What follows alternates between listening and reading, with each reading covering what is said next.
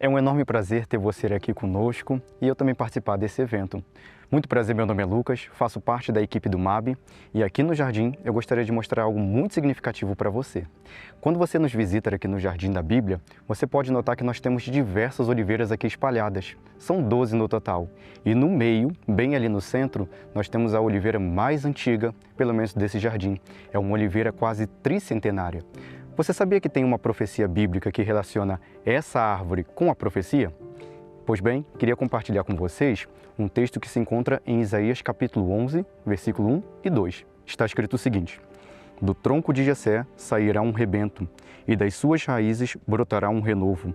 Repousará sobre ele o Espírito do Senhor, o Espírito de sabedoria e de entendimento, o Espírito de conselho e de fortaleza, o Espírito de conhecimento e de temor do Senhor.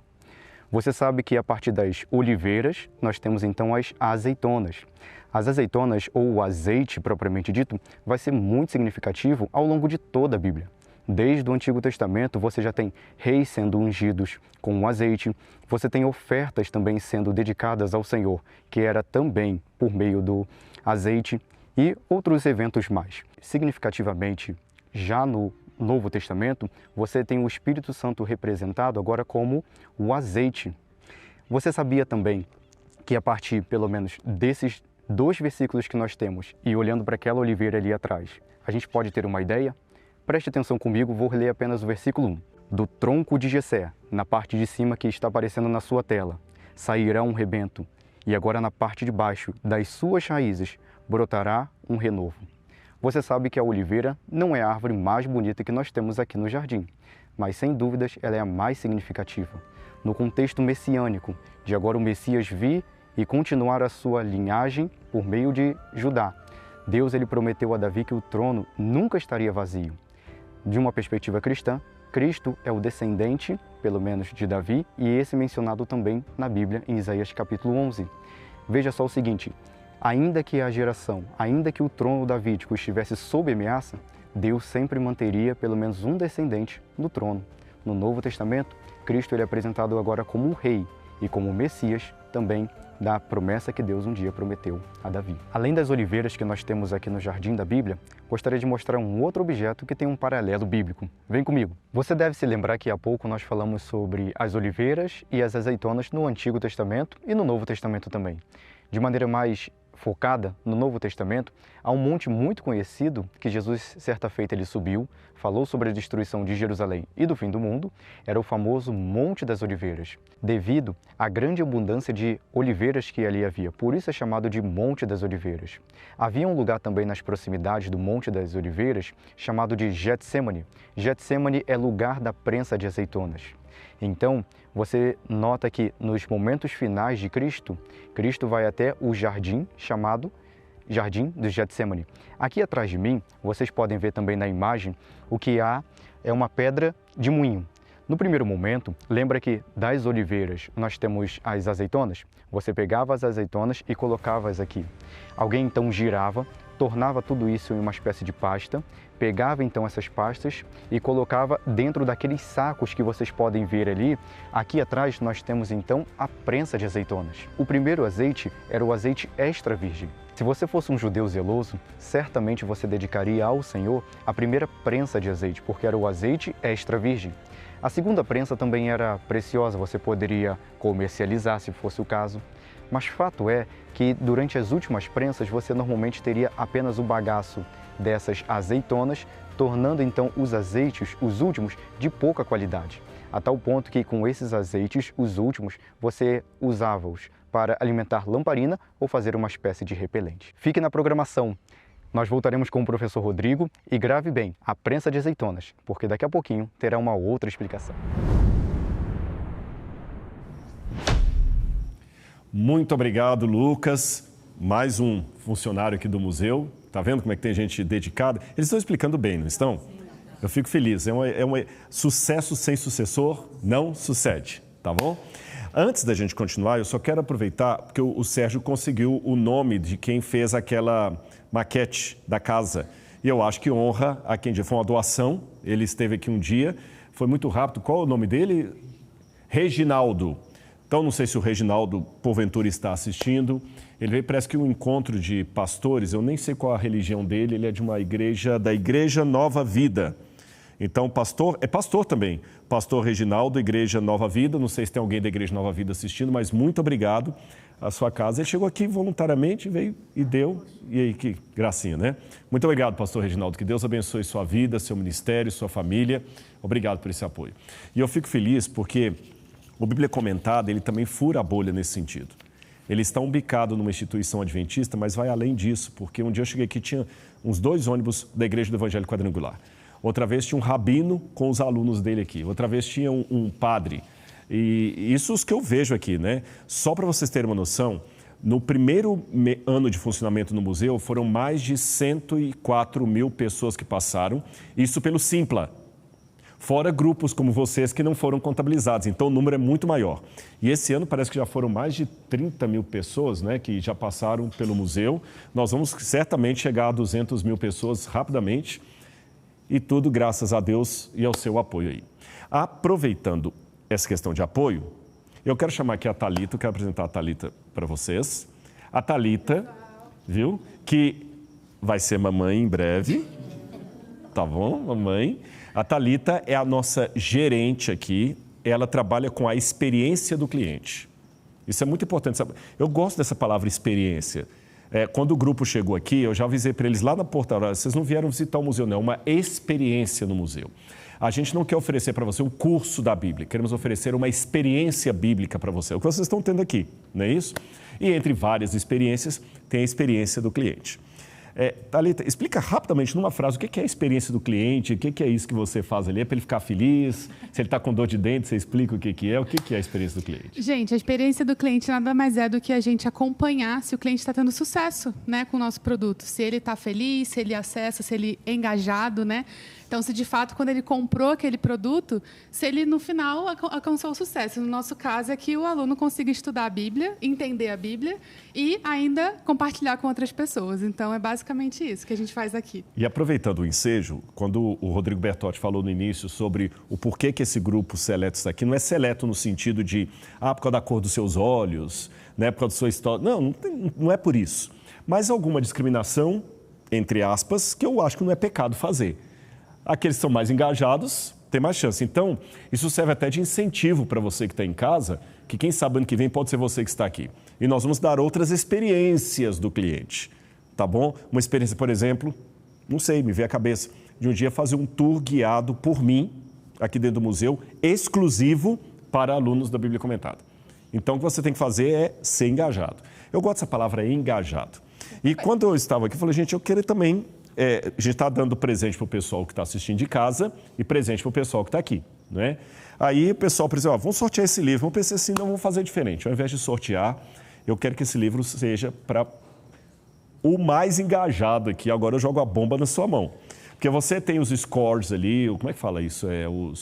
O ranking. O ranking, os dados. Do engajamento. Eu penso, vocês estão sendo vigiados, é Big Brother. Sim, a gente analisa tudo, viu? Analisa, ele sabe quando você entrou, quando não entrou, quanto tempo ficou, sabe tudo da sua vida, viu? Até o seu CPF ele sabe.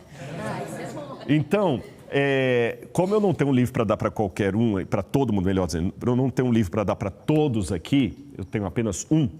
Quem que é, desses aqui, o mais ou a mais engajada que nós temos aqui? Eu vou falar uma curiosidade, tá? Tá. Essa pessoa Enquanto você vai falando, eu vou até assinando Essa pessoa aqui no break, ela falou assim, nossa, eu queria muito o livro. E eu falei assim, olha, gente, que coisa engraçada, né? Porque a nossa aluna mais engajada é a Lindalva.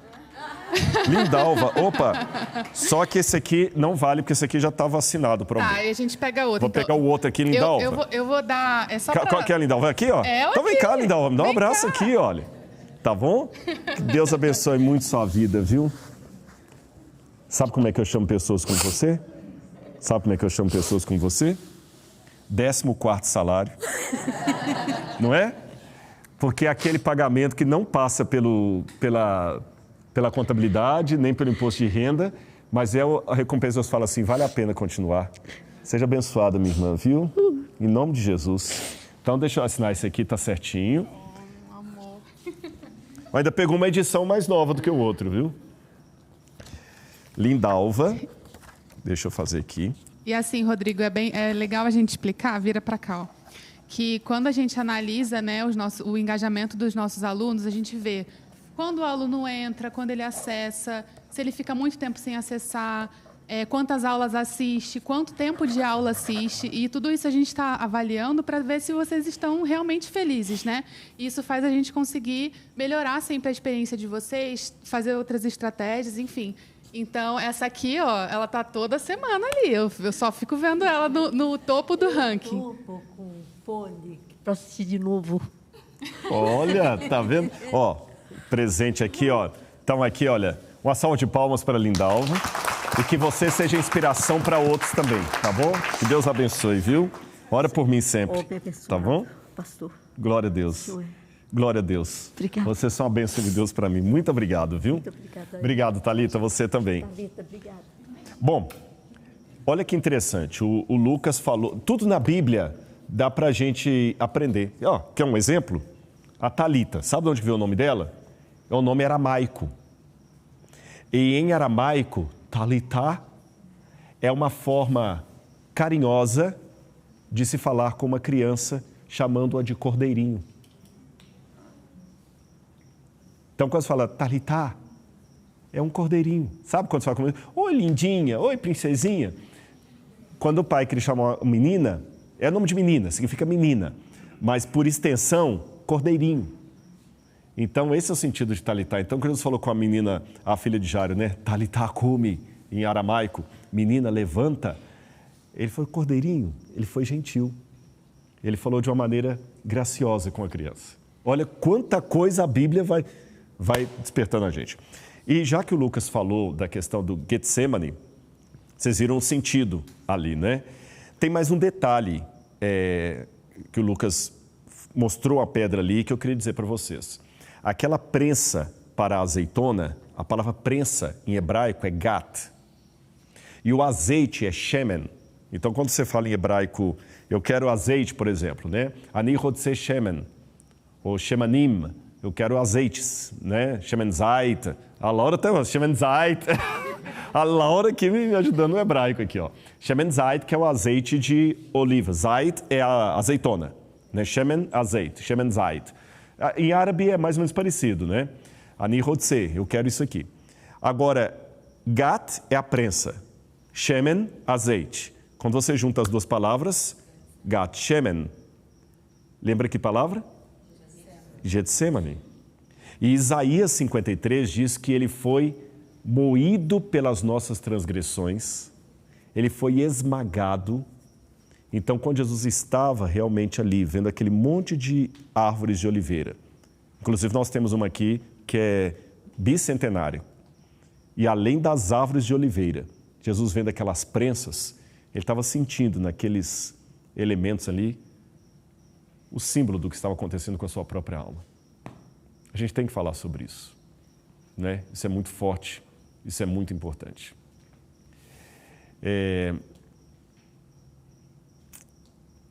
Eu fico pensando assim, quanta riqueza na palavra de Deus. Até me lembrei agora, tem uma aula sobre isso, também na plataforma, que tem uma sessão chamada Davar. Davar é palavra em hebraico, tá bom? Devarim são palavras. Então, a doutora Christy Chadwick, que também é arqueóloga, ela sempre explica uma palavra hebraica, e a gente vai fazer em breve também com logos, com o grego, tá bom? Por enquanto a gente está tendo em hebraico. E ela explica o significado da palavra. E tem uma aula onde ela fala da palavra derer, que é caminho. A gente aportuguesa como derek, né? Mas em hebraico é derer, que significa caminho. Caminho em hebraico não significa simplesmente road, caminho. É mais do que isso. É andar correto, é a vida. Esse é o caminho, andai por ele. Jesus falou, eu sou o caminho, a verdade e a vida. Tem muita coisa que você vai aprendendo com as palavras ali, como Talitá, como Getsemane, como Davar e outras mais. Tem muita coisa para apresentar para vocês. Produção, para onde que eu vou agora? Eu queria de novo as moedas aqui. Eu vou mostrar de novo a moeda. A câmera móvel está com a gente ou vai? Está aqui, olha. Eu quero de novo chamar a atenção de vocês. Vocês já aprenderam muito sobre as moedas aqui, né? E E eu vou trazer de novo as moedas, que eu quero mostrar duas coisas para vocês aqui. Primeiro, vamos ver se eu consigo pegar aqui. Isso. Essa aqui é o meio shekel. Consegue colocar a outra, essa aqui, junto? Pode ser essa aqui, ó. Uhum. Aqui, ó. A menor é a moeda que nós chamamos de meio shekel, tá bom? E essa aqui é o shekel inteiro. Isso aqui pagava por 2 pessoas no templo. Lembra quando Jesus mandou Pedro pescar a moedinha lá e falou, paga por mim e por ti? Isso é até interessante, porque as pessoas que tinham que pagar esse imposto do templo eram apenas os que tinham mais de 18 anos. Se a questão era pagar apenas por Jesus e Pedro, significa que os demais tinham menos de 18 anos. Os apóstolos de Jesus eram adolescentes. A possível exceção seria Levi Mateus, porque por ser um cobrador de impostos, talvez ele tivesse mais de 18 anos. E por que não teve que pagar por ele? Porque cobradores de impostos eram tão odiados que a oferta deles não era aceita no templo. Já pensou? De acordo com o Talmud, se um bandido entrasse na sua casa, um ladrão, você tinha que purificar o lugar onde o ladrão passou. Mas se um cobrador de impostos entrasse em sua casa, você tinha que purificar todos os cômodos dela. Bom, aqui eu tenho então o meio shekel do templo e o maior. Note que as moedas eram o tamanho dela e o volume. Aqui você tem o rosto do rei Melcat, que era o rei de Tiro, e essa moeda era usada. Lembra que eu mostrei para vocês também que quando eles não queriam ter problema, eles borravam o rosto do rei. E por que os judeus usavam uma moeda como esta, inclusive tendo a águia romana também do lado de cá, e o rosto de um rei pagão do outro lado, no templo? Eu já expliquei a razão, porque 98% dessa moeda eram feitos de prata pura e 2% de ligas de outros metais. Agora, olha que interessante. Essa moeda era cunhada em Tiro. Acho que vou para a câmera 2 aqui, ó. Essa moeda era cunhada em Tiro, que hoje fica no Líbano. Tiro teve momentos de relação diplomática amistosa e também de inimizade com Israel. Por exemplo, quando você vai para a época do Antigo Testamento, quando Salomão foi construir o templo, ele fez uma aliança com o rei de Tiro, chamado Irão. E o rei Irão mandou insumos para a construção do Templo de Jerusalém, arquitetos, artífices e o cedro do Líbano, que inclusive nós temos no nosso jardim da Bíblia aqui, o cedro do Líbano, grande. Então, ali, Tiro era amigo de Israel e fez até uma aliança com Israel. Porém, na época de Nabucodonosor, quando Nabucodonosor veio para destruir o Templo de Jerusalém, Tiro deu apoio ao exército de Nabucodonosor e ainda comemorou a destruição do Templo de Jerusalém. Por isso que o profeta Ezequiel falou, ó Tiro, como você falou bem feito em relação a Jerusalém, você agora será destruída. As suas pedras serão lançadas no meio do mar, o mar vai te cobrir, você virará uma pedra lisa e virará um enxugadouro de redes. E eu tive a oportunidade de mergulhar nas águas do mar Mediterrâneo, ali na costa libanesa, e eu vi Tiro debaixo das águas. E quando eu saí do fundo do mar, que a gente voltou para almoçar, eu vi várias colunas de Tiro colocadas num canto assim, e em cima delas, rede de pescador secando ao sol. Exatamente como a profecia falou. Nessa época de inimizade, Tiro foi tão, assim, pejorada pela profecia, que o rei de Tiro foi comparado a Satanás. Ao momento em que o profeta fala da destruição do rei de Tiro, mesclando com a queda de Satanás do céu. Percebeu? O mesmo país que colaborou com a construção do templo, agora comemora a destruição do templo. Na época de Jesus, voltou-se a ter uma relação diplomática com Tiro, porque as moedas que eram usadas para o serviço do templo eram importadas de Tiro. Vinham de lá do Líbano. Mas, novamente, o paradoxo acontece. Quando Judas vai trair Jesus, ele recebe dos sacerdotes 30 moedas de prata. E muitos comentaristas pensam que a única moeda que os sacerdotes podiam usar para pagar Judas eram o shekel do templo. a mesma moeda que servia de oferta no templo foi a moeda que traiu Jesus. Então Judas ganhou 30 moedas como esta para trair o Salvador. Obrigado, viu, Adriano? Agora, a pergunta que não quer calar é a seguinte: você já parou para pensar que nós podemos trair a Deus com as próprias coisas de Deus? Dá para pecar sendo fiel. É paradoxal isso. Quer um exemplo que dá para pecar sendo fiel? Quando na parábola do samaritano, aqueles homens não ajudaram o que estava precisando, eles não ajudaram porque eram fiéis à lei. Eles não queriam se contaminar com sangue, não queriam se contaminar com... Tá certo? Ou seja, você às vezes transgride a lei de Deus cumprindo a lei de Deus. Isso é muito sério. Jesus falou, olha, vocês dão o dízimo, transgridem a lei de Deus porque vocês tiram o dinheiro que era para ajudar o pai de vocês para falar que era para o templo, que era corbã. Então, cuidado. Não basta apenas ser fiel às coisas de Deus. Temos que ser fiéis ao próprio Deus. E o amor é o que costura a nossa fidelidade. Eu vou chamar de novo a Mari, que ela vai mostrar agora uma curiosidade, vai revelar... Ah, sim, agora vai revelar quem ganhou, tá? Vai ser o quê? O desafio da foto? Eu vou deixar a Mari explicar. Tem um desafio rolando para o pessoal de casa aí das fotos. Ela vai explicar e vai mostrar quem ganhou mais um prêmio aí. Mari, é com você. Como é bom trazer boas notícias para vocês. Que privilégio. Lembra do desafio que eu mencionei lá no início da programação? Bom, são 2 desafios, né? Porque a gente tem um desafio para a pessoa que está assistindo do lugar mais distante, que eu já sei qual é o lugar mais distante, eu acho que vai surpreender vocês, e também o maior grupo que está assistindo junto, de um mesmo lugar, no mesmo acesso. Então, aguarde que daqui a pouquinho eu já vou revelar, mas antes disso, temos alguns comentários que vocês nos enviaram e fotos que chegaram até nós de quem está acompanhando Uma Noite no Museu. Olha aí, na sua tela está aparecendo a Sari Santos com a família dela. Olha que coisa maravilhosa, gente. Num sábado à noite, uma família reunida para estudar mais sobre a Palavra de Deus. A Mayara Castro também enviou essa foto para a gente. E eu fico muito feliz de ver que está todo mundo tão animado quanto a nossa equipe, porque é um privilégio estar aqui, imagina só. O Maxwell Lopes colocou até uma projeção para que todo mundo conseguisse assistir Uma Noite no Museu. Gente, que dedicação! Eu realmente fico muito impressionada. Aqui nos bastidores, posso dizer para você que a animação é a mesma. Não importa o horário, estamos todos muito felizes em participar de Uma Noite no Museu. Temos mais fotos? Temos a Graziella, ela mandou pra gente também uma foto da própria família assistindo Uma Noite no Museu. Ai, que coisa linda, gente!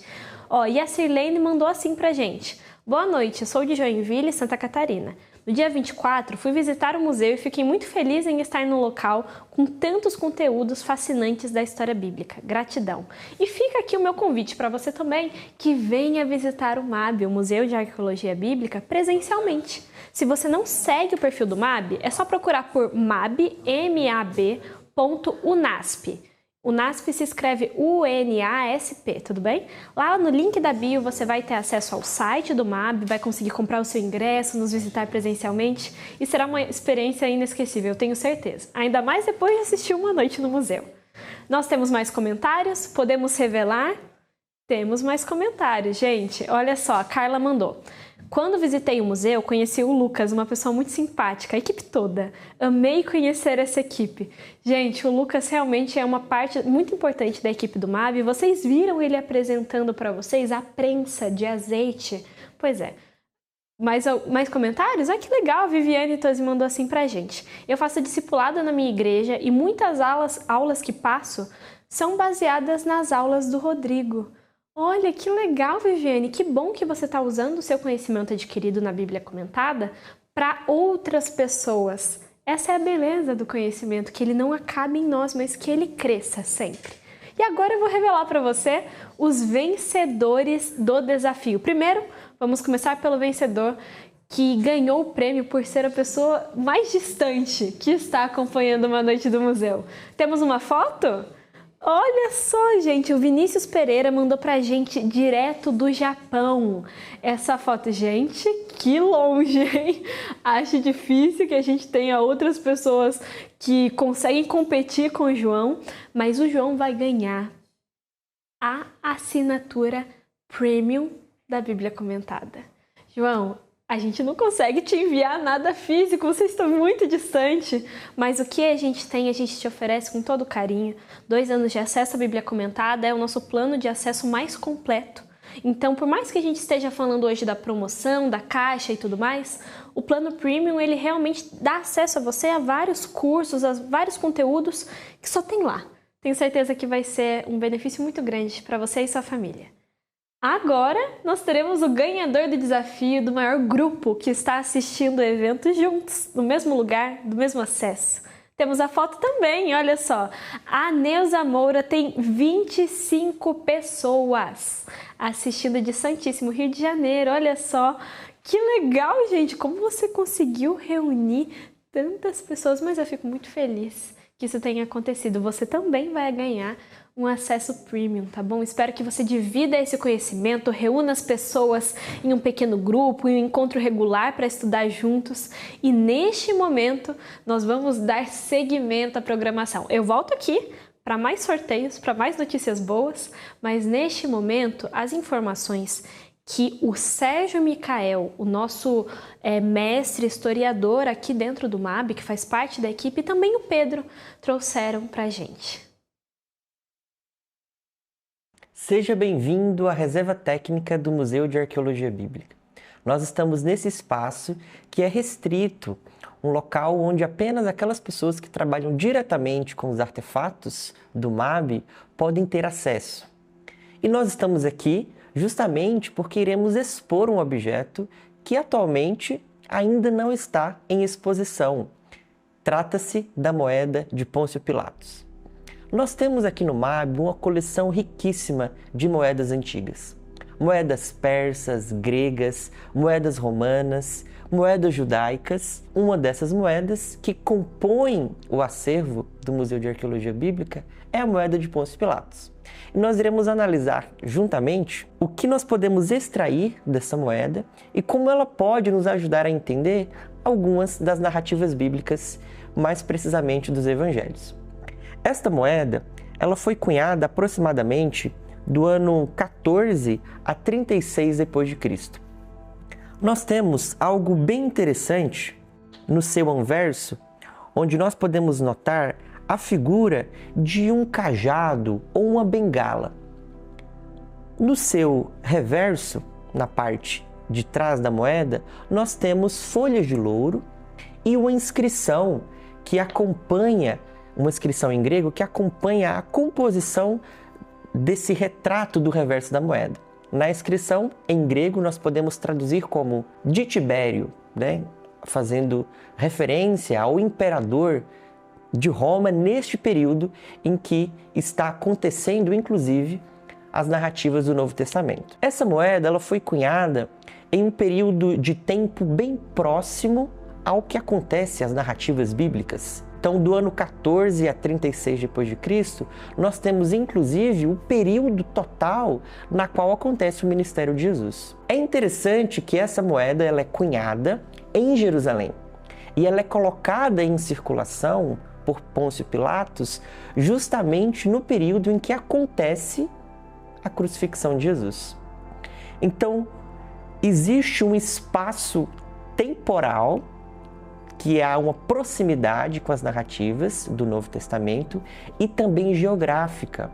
O fato dela ser cunhada em Jerusalém, colocado em circulação, nós podemos ter uma proximidade, inclusive, com o que acontece nos evangelhos. Pôncio Pilatos, este que é o prefeito, digamos assim, da região da Judéia, ele é o responsável por gerir, e trazer essas informações a Roma, que é o império que está dominando a região. Ele participa ativamente do episódio que nós conhecemos da crucifixão de Jesus.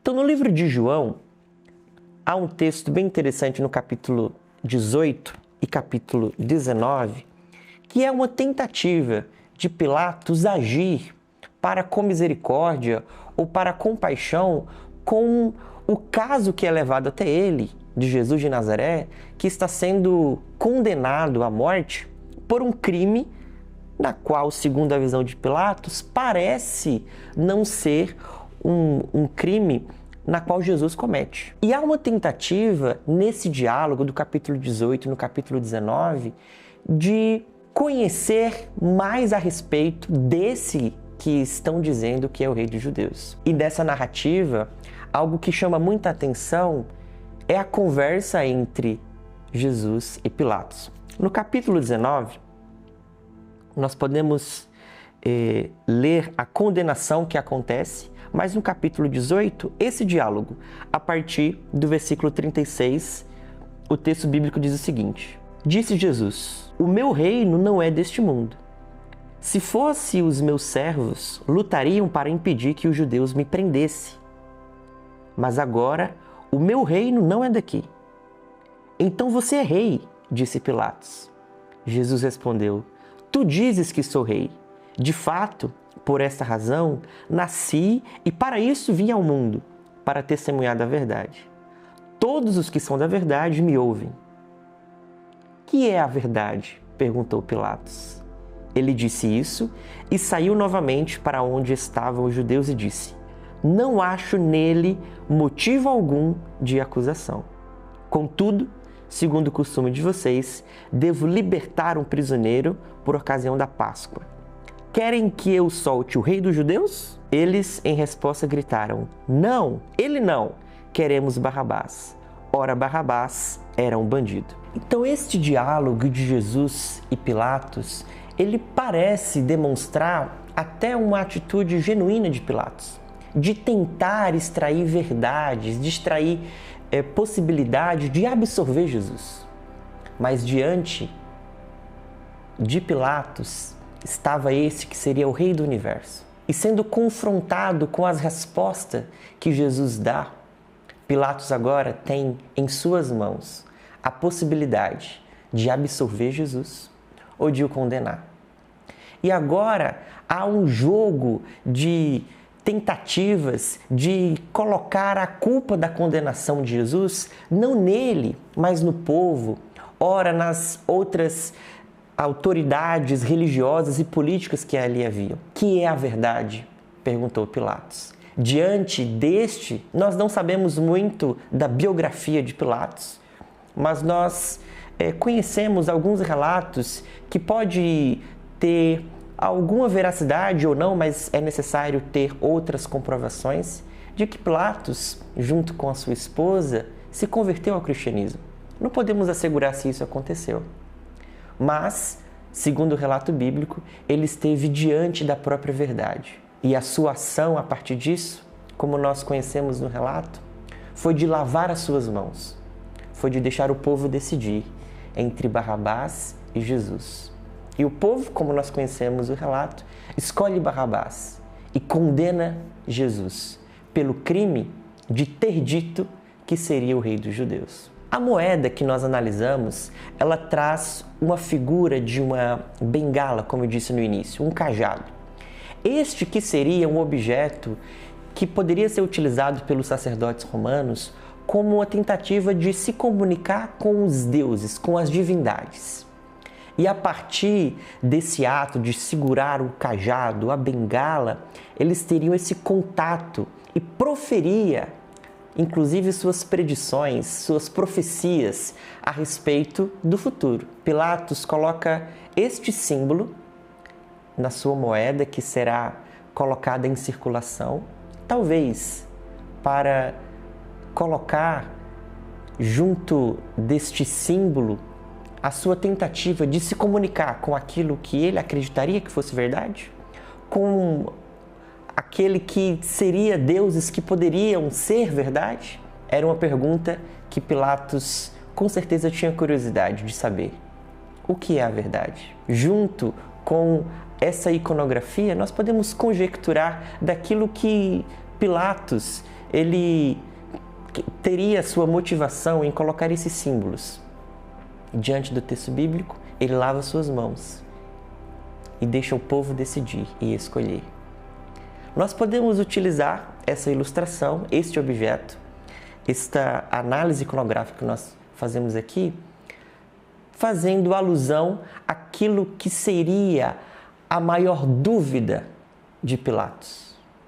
O que seria a verdade? Segundo a narrativa dos evangelhos, esses acontecimentos impactaram de maneira significativa a vida de Jesus e aqueles que estavam junto com ele.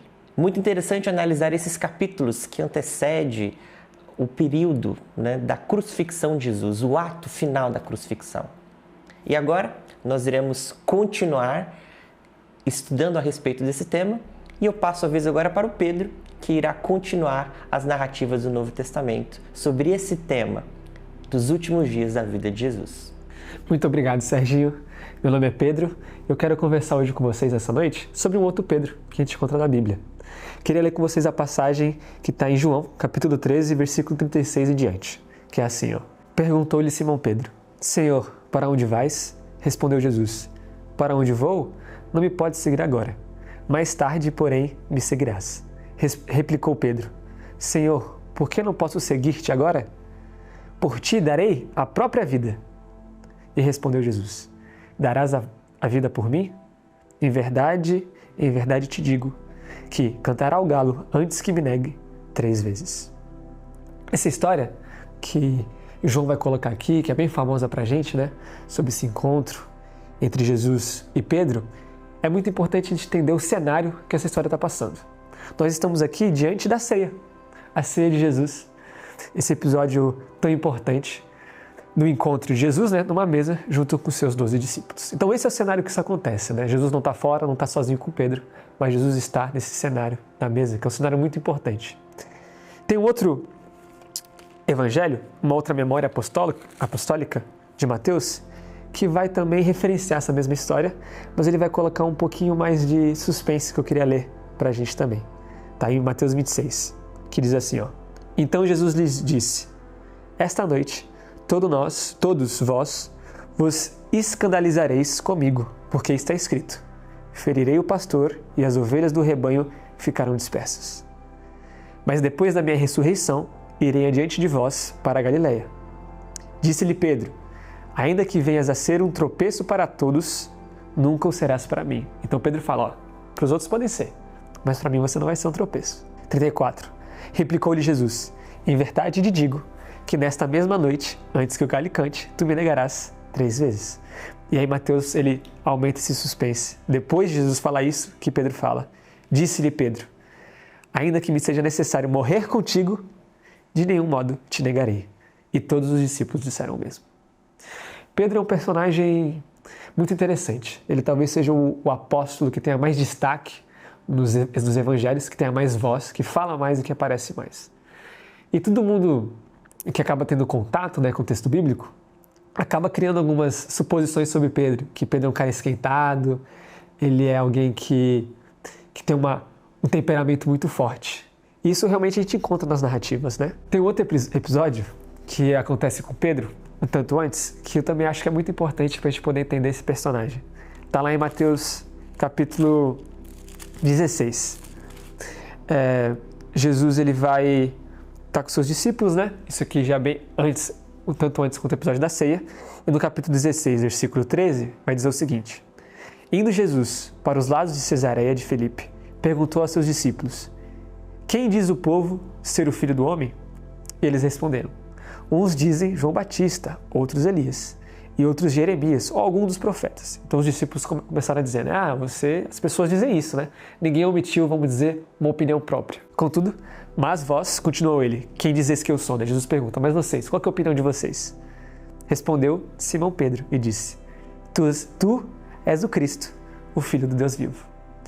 Versículo 17. Então Jesus lhe afirmou: bem-aventurado és, Simão Barionas, porque não foi carne e sangue que te revelaram, mas meu Pai que está nos céus. Pedro é o primeiro a reconhecer a divindade, reconhecer o caráter messiânico de Jesus. Isso é um episódio muito importante. Só que uma coisa que é muito interessante é que logo depois de Pedro reconhecer, então a gente está aqui no capítulo 16, versículo 13 ao versículo 17, logo de Pedro reconhecer isso.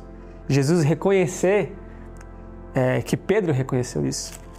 Poucos versos depois, no versículo 21, então nem 3 versos depois, vem uma outra passagem que diz assim: Desde esse tempo, começou Jesus Cristo a mostrar aos seus discípulos que lhe era necessário seguir para Jerusalém. Então a gente leu agora aqui o capítulo 16, versículo 13 ao versículo 17, e agora a gente vai pular ali, tem o versículo 18, o versículo 19, o versículo 20, e adentraremos no versículo 21. Então, 3 versículos depois, já chega agora essa outra história, que diz assim, versículo 21. Desde esse tempo, começou Jesus Cristo a mostrar a seus discípulos que lhe era necessário seguir para Jerusalém e sofrer muita coisa dos anciões, dos principais sacerdotes e dos escribas, ser morto e ressuscitado no terceiro dia. 22. E Pedro, chamando-o à parte, começou a reprová-lo, dizendo: tem compaixão de ti, Senhor. Isso de modo algum te acontecerá. Versículo 23. Mas Jesus, voltando-se, disse a Pedro: arreda-te, Satanás. Tu és para mim pedra de tropeço, porque não cogita das coisas de Deus e sim das dos homens. E aqui é muito interessante, né? Primeiro a gente vê, então, Pedro sendo exaltado pelo Senhor, por Jesus. E logo ali, 3 versículos depois, Pedro com uma ação completamente contrária e Deus atribuindo o nome de Satanás para Pedro. Interessante também que Jesus fala, que Pedro vai ser uma pedra de tropeço. Coisa que lá depois, lá na ceia, Pedro vai dizer: Jesus, você não vai ser uma pedra de tropeço para mim. Então o que me faz muito pensar esse personagem Pedro é porque ele mostra pra gente um pouco das contradições e dos paradoxos que existem na figura humana. Ele, ao mesmo tempo, é aquele que reconhece que é o Messias, mas ao mesmo tempo é aquele que é chamado de Satanás. Ele é aquele que tem essa natureza conflituosa. Ele tá com essa disputa, parece, dentro dele, né? E isso é algo que vai voltar a acontecer. Então a gente começou lendo, né? O João, capítulo 13, quando Jesus avisa Pedro que ele vai ser negado. O que Pedro fala? Não, Jesus, eu não te negarei. Até a morte, você pode morrer que eu vou morrer contigo. Então Pedro tem essa certeza. E a gente vai ver como essa característica de contradição continua acontecendo com Pedro. Então no capítulo 18, a gente vê Jesus no Getsemane. Ele vai subir, vai ter todo aquele episódio da oração, de Judas entregando Jesus. E logo depois Jesus é levado perante Anás, que é sogro de Caifás, o sumo sacerdote daquele ano. E logo depois, versículo 15 do capítulo 18, diz o seguinte: Simão Pedro e outro discípulo seguiam a Jesus. Sendo esse discípulo conhecido do sumo sacerdote, entrou para o pátio deste com Jesus. Então aí Pedro ficou sozinho. Pedro, porém, ficou de fora junto à porta. Saindo, pois, outro discípulo, que era conhecido do sumo sacerdote, falou com a encarregada da porta e levou a Pedro para dentro. Então agora Pedro entra também. Então a criada encarregada da porta perguntou a Pedro: não és tu também um dos discípulos deste homem? Não sou, respondeu ele. Ora, os servos e os guardas estavam ali, tendo acendido um braseiro por causa do frio, e aquentavam-se. Pedro estava no meio deles, aquentando-se também. Logo depois, João começa a descrever Jesus sendo interrogado por Anás. Então agora João coloca que volta a câmera, né? Se está pensando num filme, né? Volta a câmera para Jesus, para essa cena de Jesus diante de Anás. E depois a gente volta para Pedro, versículo 25. Lá estava Simão Pedro, aquentando-se nessa fogueira. Perguntaram-lhe: pois, és tu, porventura, um dos discípulos dele? Ele negou e disse: não sou. Um dos servos do sumo sacerdote perante daquele a quem Pedro tinha decepado a orelha, perguntou: não te vi eu no jardim com ele? De novo Pedro negou, e no mesmo instante o galo cantou. Então aqui a gente continua vendo essa luta, parece, interna de Pedro, né? Ele é aquela pessoa que tem certeza, que fala do Messias, que fala que Jesus não vai ser pedra de tropeço, que fala que ele vai seguir até a morte com Jesus. E eu tendo a acreditar na sinceridade de Pedro. Eu creio que Pedro realmente acreditava que ele conseguiria fazer aquilo. Porém, a gente vê que Pedro não é um super-herói. O que Jesus fala que vai acontecer com ele, que ele negará Jesus, realmente acontece. E ele passa por isso e ele vai reconhecer, né? Então, essa história eu acho muito interessante, né? Eu queria trazer para a gente poder conversar um pouco agora, porque eu acho que mostra exatamente isso. A gente estava diante da ceia. Pedro estava com Jesus num momento muito importante, num momento que marcou a sua vida, que ele teve os seus pés lavados por Jesus, que ele participou de comer o pão, de comer o vinho, de beber o vinho, na verdade. Ele participou desse momento que até hoje a gente, na tradição cristã, leva como um momento de arrependimento, um momento de a gente refazer nossos votos. Pedro passa por isso. Pedro teve seu passado, Pedro errou, foi chamado de Satanás, por exemplo, errou, mas agora ele chega nesse episódio da ceia. E agora ele tem esse episódio único com Jesus. E algumas pessoas podem pensar, então agora a partir de agora Pedro vai ser um cara novo. Ele vai ser aquele que vai ser construído a igreja em cima. Ele vai ser agora essa figura maravilhosa que vai construir a igreja e tudo mais. Mas a gente vê que mesmo após a ceia, mesmo após esse episódio único, Pedro vem e Pedro erra. Pedro vem e Pedro nega. Pedro faz exatamente aquilo que ele falou que ele não ia fazer. Ele continua caindo em suas contradições. E eu acho isso algo muito importante para a gente poder refletir. Porque agora a gente está nesse momento da Páscoa. Estamos estudando, estamos apreciando esses passos de Jesus. E se você participa de uma congregação cristã, qual seja, você também participa em momentos de ceia, muito provavelmente. Além só desse momento da Páscoa agora. E a gente passa por vários ritos da nossa vida cristã, E é normal a gente passar por esses ritos, e a gente pensar, de agora em diante eu quero fazer tudo novo. Eu vou ser uma pessoa nova, eu não vou errar mais, eu vou agora ser aquilo que eu devo ser. E eu acho isso é importante, a gente fazer entrar nesses ritos, participar desses momentos com esse pensamento, de tentar se entregar 100%, de querer se transformar em uma pessoa nova. Mas a gente também tem que ter a noção, e a gente não pode esquecer também da nossa incapacidade. A gente não pode esquecer também que a gente é feito de contradição, A Bíblia vai dizer que dentro de nós existe duas naturezas, a natureza carnal e a natureza espiritual. Esse ser, com essas duas naturezas é a gente. E a gente não pode esquecer disso, porque talvez a gente pode entrar depois em crise, falar, eu estava ali na Páscoa, fiz todos esses votos e agora tudo deu errado. E agora Jesus não vai mais me aceitar. Felizmente, Deus vai lá no Pentateuco, lá no Êxodo, dizer que a Páscoa vai ser algo que vai acontecer de ano em ano. E Jesus agora vai pegar essa Páscoa, que vai acontecer de ano em ano, por causa da libertação do Êxodo, e vai falar, agora tem essa história que também é muito importante, mas agora essa história também fala sobre mim, também fala sobre a minha morte. Então o que eu quero dizer basicamente? É que a nossa caminhada, de contradições, ela é uma caminhada que vai ser contínua e que não vai conseguir fugir dessas contradições. A gente vai cair, a gente vai levantar, a gente vai dizer que a gente vai ser um super-herói, mas a gente vai continuar caindo. Porém, a Páscoa vem todo ano. A nossa caminhada continua todo ano, continua todo passo que a gente dá. E a gente tem agora, tendo concepção disso, tendo consciência dessas nossas falhas, dessas nossas contínuas incapacidades de permanecer, de ser quem a gente quer ser, a gente se sujeitar. Entender que a Páscoa, entender que a cruz de Cristo não é sobre a gente, mas é sobre Jesus. É sobre a graça que Ele nos oferece. Que a gente possa adentrar, e continuar estudando agora, no restante dessa noite, tendo em mente que tudo isso que acontece não é por causa da gente, não é por causa da nossa força, não é por causa que a gente é muito bom, mas é por causa que Jesus oferece a graça. E é por causa que a gente está ali, A única coisa que a gente deve fazer, que nem Pedro faz, é tentar estar perto de Cristo. Seja qual momento for, seja o momento que ele vai ser crucificado, que ele vai ser julgado, Pedro estava ali, tentando estar perto. Mesmo que ele negue, ele estava ali. E depois a gente vai lembrar, no final no final do texto de João, que ele vai continuar estando ali.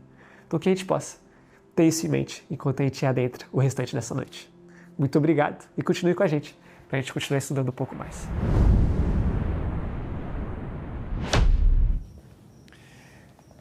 É emocionante. Não há preço quando você vê jovens explicando a Bíblia e embargando a voz ainda, como Pedro agora no final. O Sérgio também explicou a parte dele e vocês veem assim, é uma satisfação muito grande, sabe? E vocês viram que ele estava emocionado ali. Aquilo não é play, não estava atuando para um teatro, para uma novela, para um filme. Não, ele estava falando da própria alma. E eu gostei da camisa que ele estava vestindo, que era parecida com a minha, pelo menos na cor aqui, viu? Mas não era a mesma, não. Não era a mesma, não. Aproveitando o ensejo, você que está em casa, quem já fez a assinatura, beleza, tá bom? Quem não fez ainda, corre para fazer. Eu não sei como é que está a situação lá. Eu fiquei ali descansando um pouquinho e gravando também alguns stories, descansando enquanto descansa carrega pedra, né?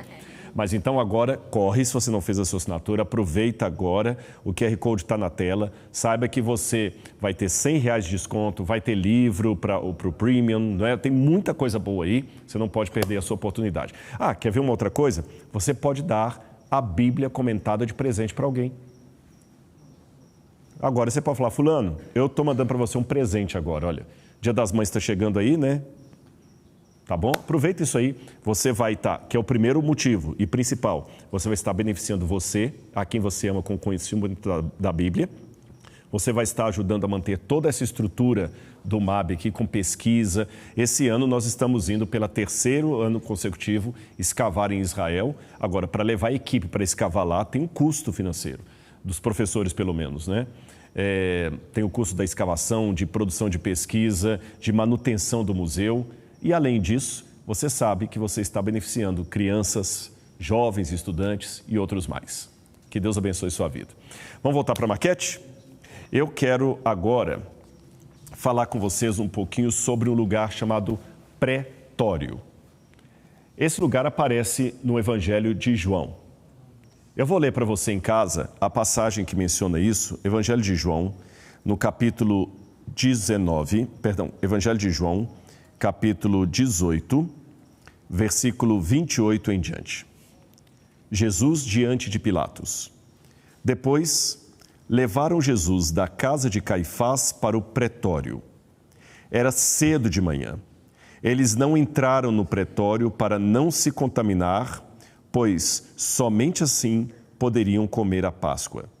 Então Pilatos saiu para falar com eles e perguntou: que acusação vocês trazem contra esse homem? Aí eles começam então a fazer falsos testemunhos, perjúrios a Cristo. Então vamos entender na maquete a geografia e a dinâmica dos acontecimentos, tá bem? Lembrem, eu estava do outro lado da maquete quando a gente explicou a Porta Dourada. Então, quem está olhando para a maquete nessa direção aqui, lá fica o lado oriental da cidade. Aqui está o lado ocidental. Então, para você entender a Rosa dos Ventos, olha, meu braço esquerdo aqui é o norte.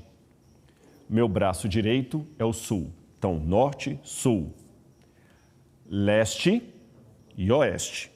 Então, o sol nasce lá e se põe do lado de cá. Ali é o Oriente, aqui o Ocidente. É por isso que o Muro das Lamentações, eu vou pedir para mostrar aqui na maquete, vou mostrar para vocês onde é que estaria o Muro das Lamentações. O laser está indo ali, olha. Aqui seria o Muro das Lamentações. Ele é chamado também de parede ocidental. Conseguiu achar aí? Parede ocidental, porque ele fica do lado do Ocidente. Nós estamos aqui nas costas do templo. Olha o templo aqui, o lugar onde Jesus esteve. Eu falei que o lugar dos vendilhões do templo poderiam ser essas colunatas aqui, ou aqui fora, embaixo dessa escadaria. E aqui ficava o pináculo do templo, onde o diabo leva Jesus quando ele é tentado por Satanás, e o diabo coloca no pináculo do templo e fala: pula daqui abaixo, porque está escrito que aos seus anjos ele dará ordens a seu respeito. Se Jesus pulasse daqui, a multidão que estava nessa região certamente veria Jesus pulando. Mas Jesus não cedeu à tentação do inimigo. Pois bem, até um tempo atrás, muitos pensavam que Jesus tinha sido julgado aqui na Fortaleza Antônia. Tá certo?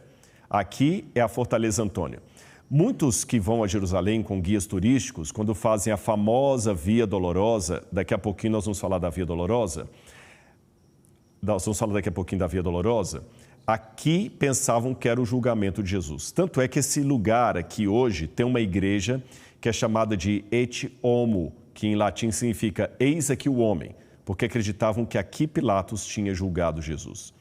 Eu confesso que eu nunca acreditei que a Fortaleza Antônia pudesse ser o lugar da prisão de Jesus, por várias razões. Em primeiro lugar, porque Jesus foi levado ao palácio onde estava Pilatos.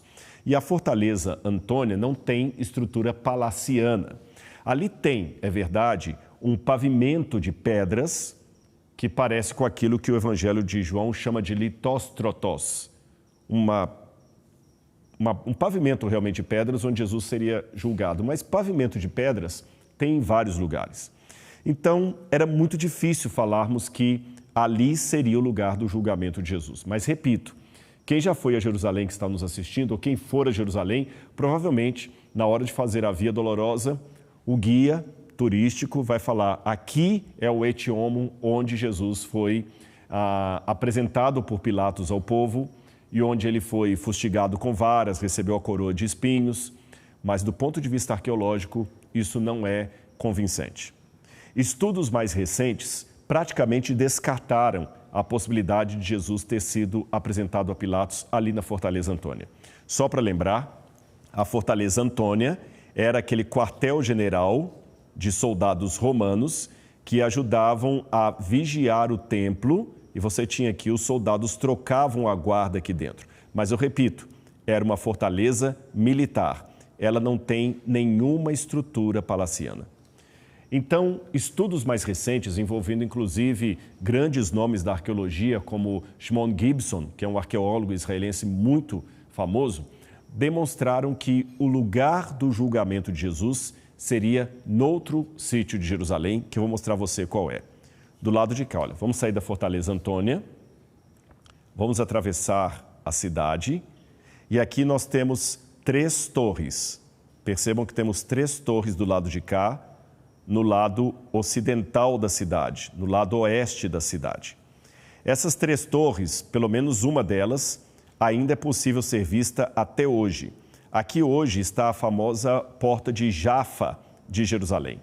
O nome Porta de Jafa é dado pelo fato de que, quando você ia para a cidade de Iafo, você sairia por essa porta. Então, algumas portas tinham o nome da cidade para a qual ela encaminhava. Por exemplo, do outro lado da cidade, tem uma porta que até hoje recebe o nome de Porta de Damasco, porque ela dava acesso à direção de Damasco, na Síria. Aqui você tem a Porta de Jafa, porque ela dava acesso à direção de Jafa. Agora, essas 3 torres aqui foram construídas por Herodes o Grande, em homenagem a Fasael, seu irmão, a Mariamne, sua própria esposa, que ele tanto amava e mandou matar, membros da sua família. E nesse lado aqui ficava o Palácio de Herodes. O Palácio de Herodes pegava todo esse complexo que vocês estão vendo com o laser aqui. Aqui você tinha uma pequena guarda pretoriana que cuidava dos assuntos do rei, e aqui você tinha toda uma estrutura palaciana. Tudo isso aqui fazia parte do complexo do palácio do rei Herodes. Quando Herodes morreu no ano 4 a.C., o seu filho Arquelau assumiu o poder. Mas ele ficou no poder até ao ano 9 depois de Cristo, e depois Arquelau também perdeu o seu direito ao trono, e quem começou a governar a região da Judeia eram prefeitos romanos que governavam a partir de Cesareia Marítima. Esses prefeitos estavam em cargo do procônsul da Síria. Quando o Sérgio Micael contou da história de Pilatos e da moeda de Pilatos, Pilatos foi um desses representantes de Roma que administravam a Judeia, mas ele não morava em Jerusalém. Pilatos só vinha a Jerusalém na época das festas religiosas. Agora, veja bem, na época que Pilatos estava com a responsabilidade de cuidar da região da Judeia, quem era o filho de Herodes, que tinha direito a cuidar como rei cliente da Galileia e da Pérea, era Herodes Antipas. Aquele mesmo Herodes que mandou decapitar João Batista, cedendo à sedução de uma mulher. Herodes Antipas também vinha a Jerusalém para a época das festas religiosas. Nem Herodes Antipas, nem Pôncio Pilatos moravam em Jerusalém. Eles só estavam presentes aqui por ocasião da Páscoa.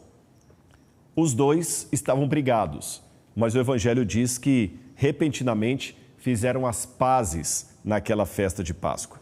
Agora, o palácio do falecido Herodes o Grande era enorme o bastante para caber os dois monarcas. Então, tudo leva a crer que o Herodes Antipas ocupou uma parte do palácio e Pôncio Pilatos ocupou a outra parte do palácio. Agora, uma coisa que muitas pessoas suspeitaram é que se o palácio ocupado por Pilatos ficava aqui, não fazia sentido Jesus ser julgado na Fortaleza Antônia. Olha bem a distância. Jesus foi julgado na sexta-feira bem cedinho. Pilatos não atravessaria toda a cidade, vamos aqui com o laser. Pilatos não sairia do seu palácio e atravessaria toda a cidade apenas para julgar Jesus ali na Fortaleza Antônia. Isso não faz sentido. Além do mais, Jesus deve ter sido julgado aqui e um detalhe nos chama a atenção no Evangelho de João, que eu acabei de ler para vocês. Depois levaram Jesus da casa de Caifás para o pretório. Onde seria a casa de Caifás? Bom, vamos por partes. Jesus foi preso pelos soldados do templo no Monte das Oliveiras. Quem prendeu Jesus não foram soldados romanos.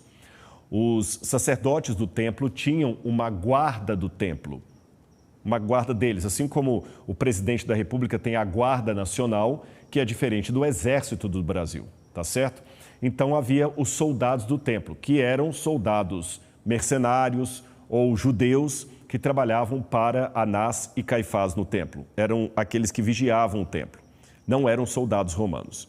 Essa milícia do templo saiu do complexo do templo, atravessou o Vale do Cedron do outro lado e prenderam Jesus lá no Monte das Oliveiras. Quando prenderam Jesus, trouxeram Jesus para a casa do sumo sacerdote. Onde ficaria a casa do sumo sacerdote? Temos duas possibilidades. Uma delas é que a casa do sumo sacerdote poderia ser aqui.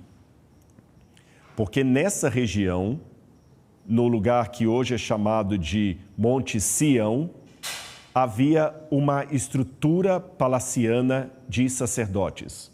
Muitos elementos arqueológicos foram encontrados aqui, demonstrando que famílias de sacerdotes moravam aqui, nesse lugar.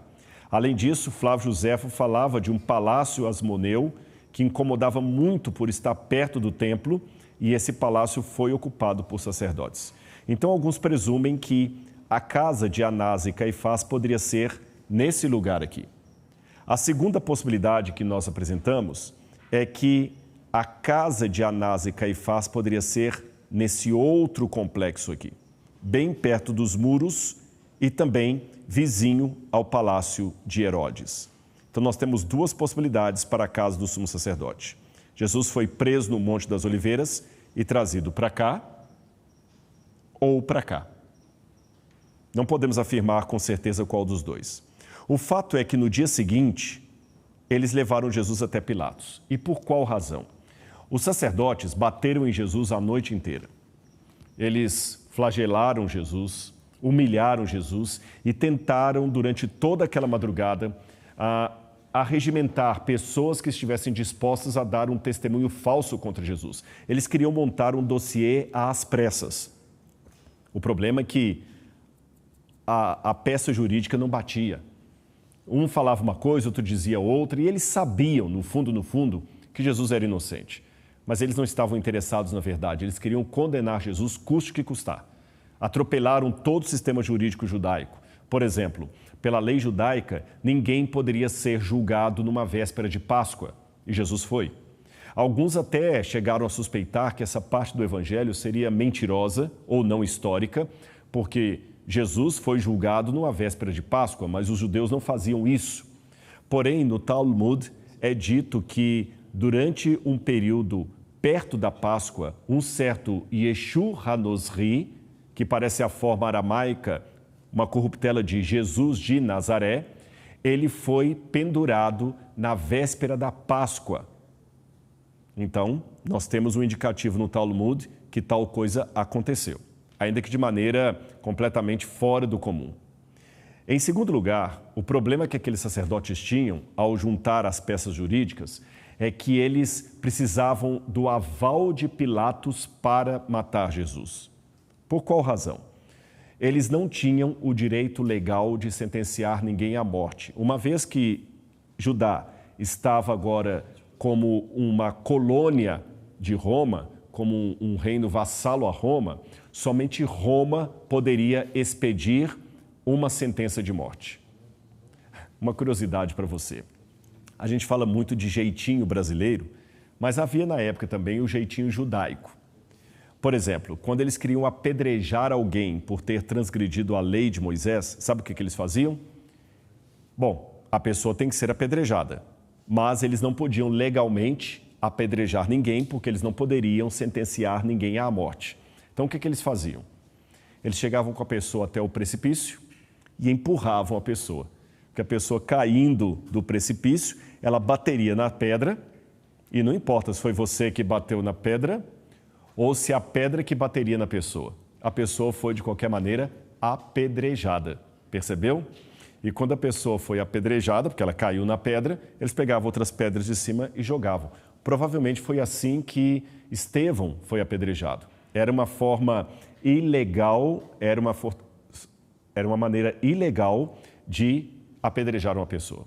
Era um jeitinho que dava. Mas eles não queriam apedrejar Jesus. A cidade estava repleta de peregrinos de todos os lados. Eles queriam, de alguma maneira, condenar Jesus à crucifixão. Para isso, tinha que ser com Pilatos. Então, no outro dia, cedinho, eles saíram e levaram Jesus até Pilatos com aquele dossiê de acusações mal feito às pressas, na intenção que Pilatos condenasse Jesus à crucifixão. Agora, vejam bem o que o Evangelho diz. Eu vou ler de novo. Depois levaram Jesus da casa de Caifás para o pretório. Se a casa de Caifás foi aqui, então eles levaram Jesus daqui até o lugar de Pilatos. Se a casa do sacerdote fosse aqui, daqui também eles levaram até Pilatos. Mas há um detalhe no Evangelho que nos chama a atenção. Depois levaram Jesus da casa de Caifás para o pretório. O que era o pretório? O pretório era o lugar onde ficavam os soldados pretorianos, aquela guarda pessoal que protegia o governador. Era cedo de manhã. Eles não entraram no pretório para não se contaminar, pois somente assim poderiam comer a Páscoa. Então Pilatos saiu para falar com eles. O curioso é que Shimon Gibson percebeu que do lado de fora, aqui, eu estou mostrando com um laser, bem nas adjacências do muro, de frente para o palácio de Pilatos, havia uma escadaria. Isso foi descoberto há poucos anos, há 2 anos. Uma escadaria, uma estrutura pretoriana, que até hoje é possível ser vista, o resto dela em Jerusalém, e uma plataforma de pedras que ficava aqui dentro, como se fosse uma espécie de palanque de pedras. E aí parece com o lugar que Pilatos falou, porque diz que Pilatos saiu ao encontro deles. Então tudo leva a crer que eles tiraram Jesus, quem sabe, por uma porta lateral, vieram com Jesus pelo lado de fora da cidade e aqui eles apresentaram Jesus a Pilatos. Pilatos pede que os soldados tragam Jesus, Jesus sobe essa escadaria, vai até a plataforma de pedras. E vamos ver esse lugar que fala da plataforma de pedras. Vamos continuar dizendo. Que acusação vocês trazem contra esse homem? Perguntou Pilatos. Eles responderam, se este não fosse malfeitor, não teríamos que entregá-lo ao Senhor. Então Pilatos disse, levem-no daqui e julguem-no segundo a lei de vocês. Ao que os judeus responderam, não nos é lícito matar ninguém. Lembra que eu falei? Eles não tinham jurisdição para fazer isso. Isso aconteceu para que se cumprisse a palavra de Jesus, significando que tipo de morte estava para ocorrer. Pilatos entrou novamente no pretório, chamou Jesus e lhe perguntou, você é o rei dos judeus? Jesus respondeu, essa pergunta vem do Senhor mesmo ou foram outros que lhe falaram a meu respeito? Vamos de novo para a maquete. Pilatos sai por essa porta, ouve o murmúrio da multidão, pega Jesus e leva até a parte interna. E aqui ele pergunta novamente, por acaso eu sou judeu? A sua própria gente e os principais sacerdotes o entregaram a mim. O que foi que você fez? Jesus respondeu, o meu reino não é desse mundo. Se o meu reino fosse desse mundo, os meus ministros se empenhariam por mim, para que eu não fosse entregue aos judeus. Mas agora, o meu reino não é daqui. Pilatos perguntou, então você é rei? Jesus respondeu, o Senhor está dizendo que eu sou. Eu para isso nasci e para isso vim ao mundo, a fim de dar testemunho da verdade. Todo aquele que é da verdade ouve a minha voz. Aí que vem aquela famosa frase de Pilatos, qui et veritas, o que é a verdade? Que ele nem esperou Jesus responder. Depois de dizer isso, Pilatos voltou-se aos judeus e falou, não acho nele crime algum, mas é costume entre vocês que eu solte alguém por ocasião da Páscoa. Quem vocês querem que eu solte, Barrabás ou Jesus? Então, provavelmente, Pilatos trouxe Barrabás e o colocou aqui no alto, junto com Jesus, enquanto a multidão estava desse lado. Quem era Barrabás? Muitas pessoas falam que Barrabás era um ladrão, mas não era meramente um ladrão. Olha o que o Evangelho de João nos diz a respeito de Barrabás. Mas é costume de vocês que eu solte alguém por ocasião da Páscoa.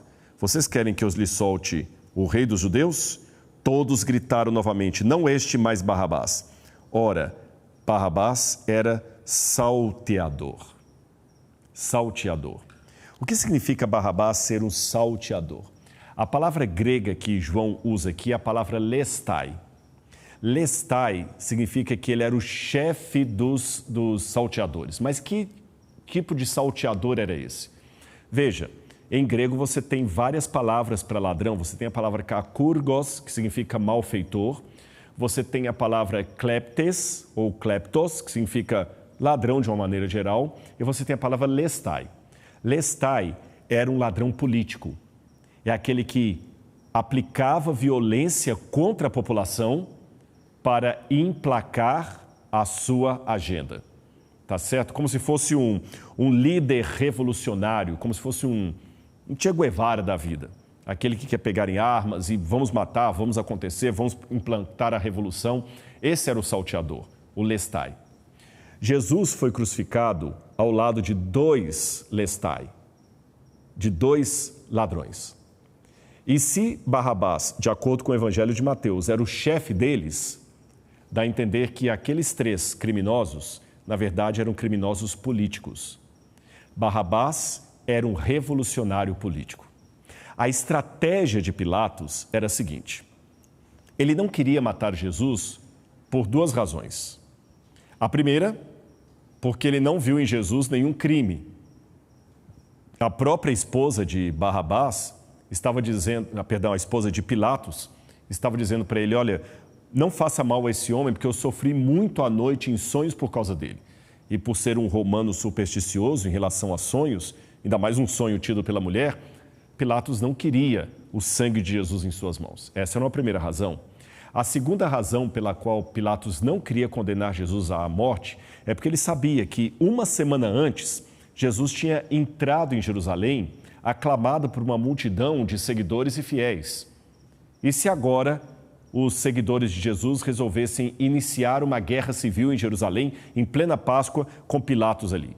Ele não ia querer uma guerra civil, então ele não queria, de certa forma, condenar Jesus, porque ele tinha medo de uma guerra civil ou até de um castigo dos deuses, já que aquele homem era inocente e a mulher dele sonhara para não fazer dano a Jesus. Por outro lado, ele não podia simplesmente libertar Jesus porque os sacerdotes o estavam ameaçando. Esse homem falou que é rei no lugar de César. Se você o soltar, nós vamos mandar uma carta para Roma dizendo que você, representante de Roma, deixou ser livre um homem que queria tomar o trono de César. Perceberam a jogada política? Então Pilatos teve uma ideia maquiavélica. Eu vou trazer Barrabás, que é realmente um revolucionário inimigo de Roma, e vou deixar a batata quente na mão deles. Quem que vocês querem que eu solte? Barrabás ou Jesus? E para surpresa dele, eles escolheram Barrabás. Você consegue imaginar qual foi a razão que levou aquele grupo ali a escolherem Barrabás?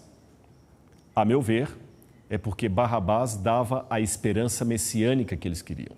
Barrabás era o líder revolucionário. Barrabás é aquele que prometia pegar em armas e matar os romanos. Jesus era o carpinteiro humilde, que falava em andar a segunda milha, não pagar o mal com o mal, perdoar os inimigos. E quem está querendo perdoar inimigo? Quem está querendo oferecer outra face? Nós temos sede de vingança, por isso escolheram Barrabás. Uma nota de rodapé se faz necessária aqui. Muitas pessoas, numa atitude antissemita, costumam dizer assim: os judeus rejeitaram Jesus. Isso não é verdade.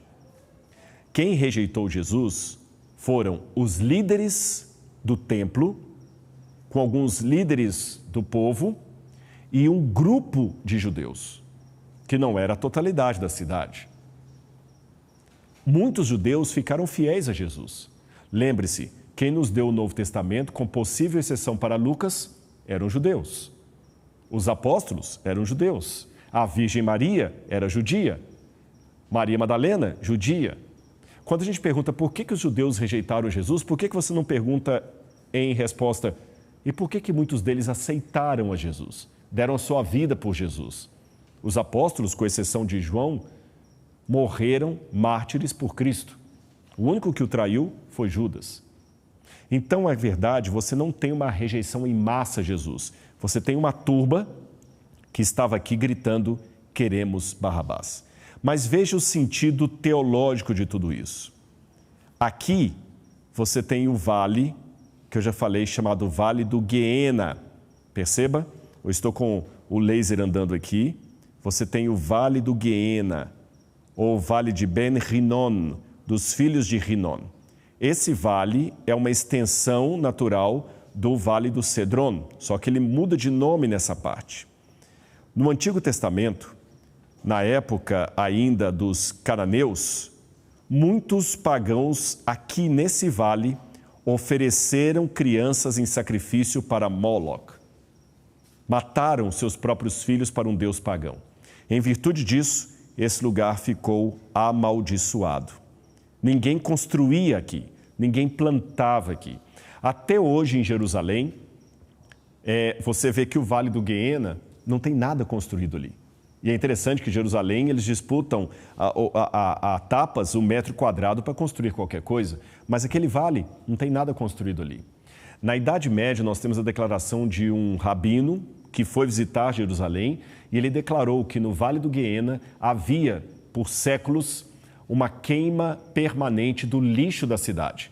Tanto é que nós temos uma porta em Jerusalém que até hoje é chamada de Dung Gate, porta do lixo ou porta das fezes, do esterco. Eles tiravam o lixo da cidade por essa porta e queimavam constantemente no Vale do Guiena. Alguns comentaristas até presumem que quando Jesus fala aquele que fizer tropeçar um desses pequeninos vai se queimar perpetuamente no fogo do Guiena, que algumas Bíblias em português traduziram por inferno, mas essa não é uma tradução tão precisa. Jesus não fala de fogo do inferno, ele fala do fogo do Guiena, aquele fogo que 24 horas por dia ficava queimando o lixão. Alguns acreditam também que quando pessoas condenadas à morte de cruz não tinham direito a um sepultamento digno, o seu corpo também era jogado aqui no lixão do Guiena para putrefazer. Agora, olha que curioso. Vamos voltar para cá.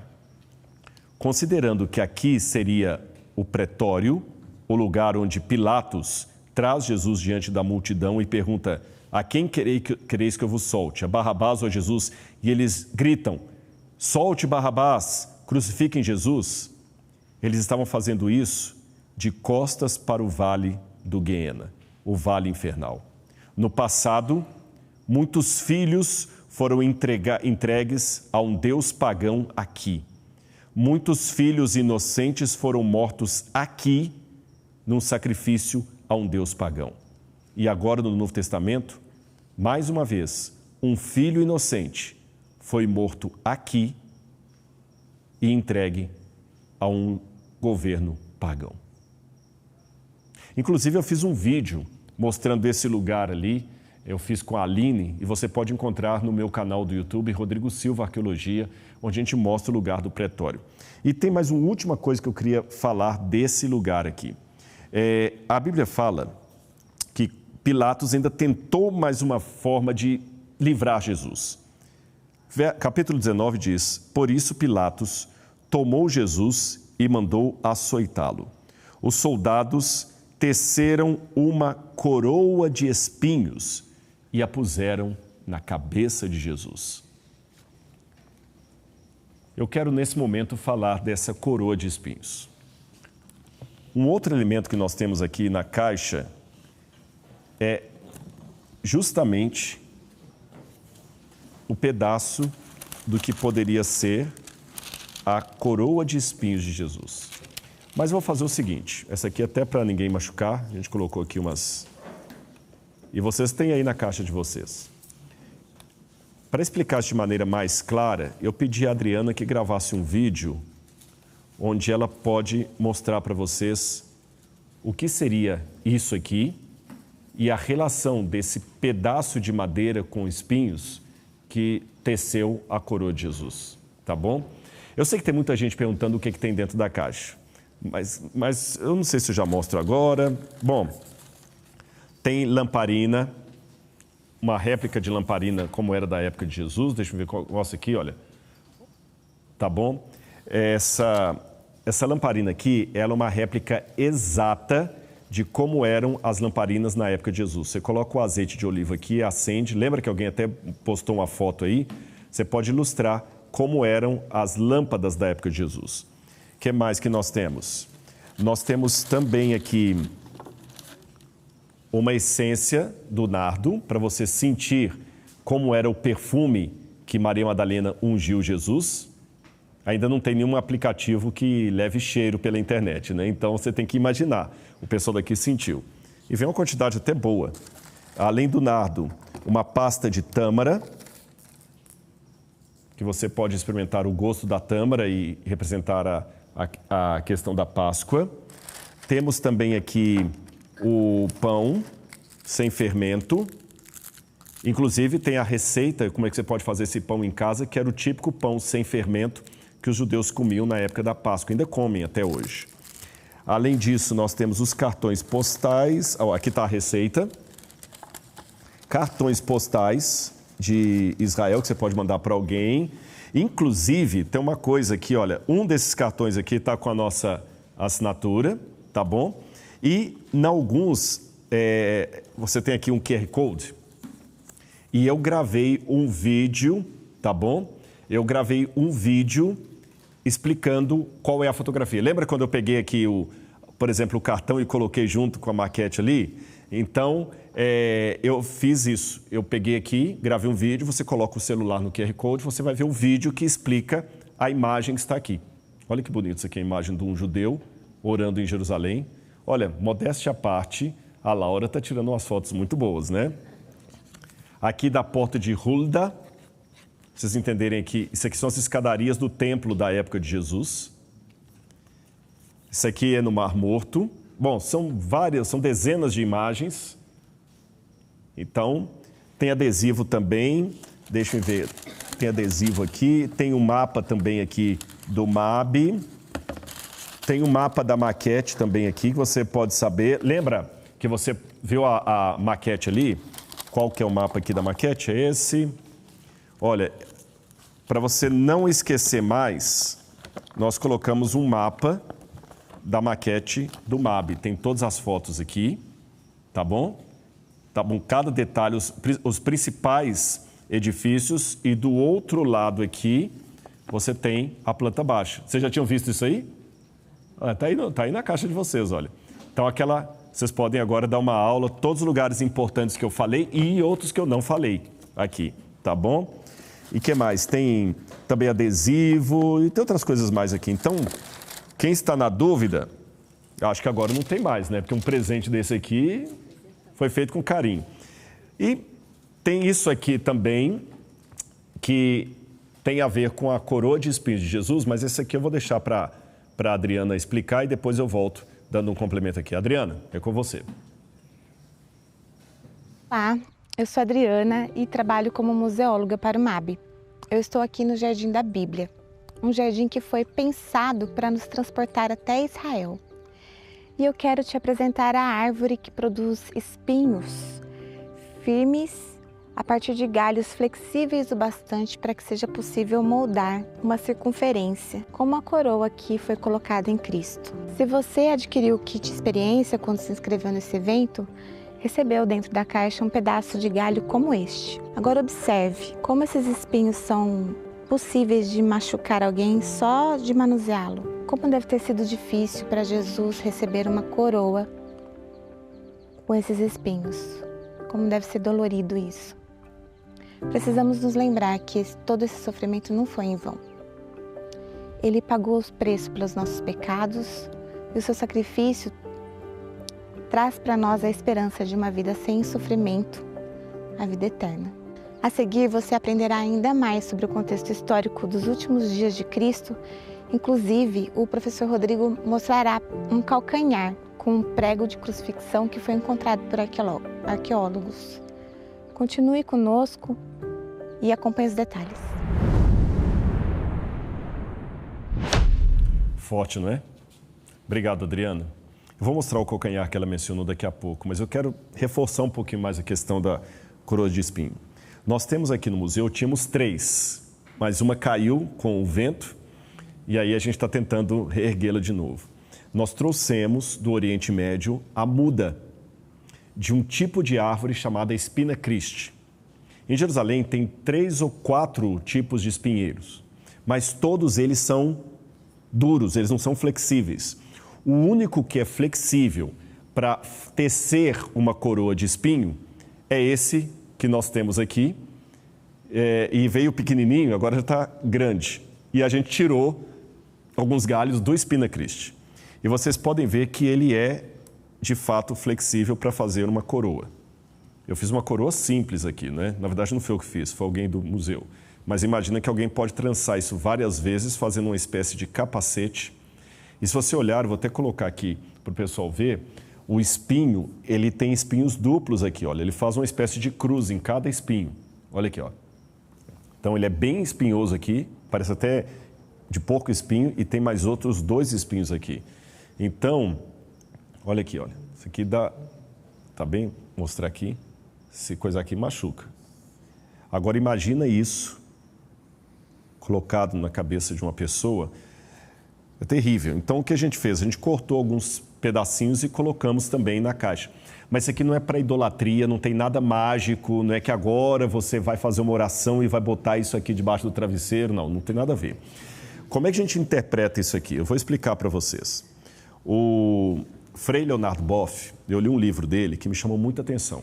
A Vida dos Sacramentos e os Sacramentos da Vida. E o Leonard Boff, ele conta nesse livro um episódio que é o seguinte. Ele falou, a maior briga por herança da minha família se deu por um chapéu de palha e um cigarro, uma guimba. Sabe o que é guimba? Cigarro fumado, né? Uma guimba de cigarro de palha. E o Leonard Boff explica de maneira muito assim poética ali que o pai dele adorava usar aquele chapéu velho e fumar cigarro de palha. E aquele cigarro foi o último que o pai dele fumou antes de morrer.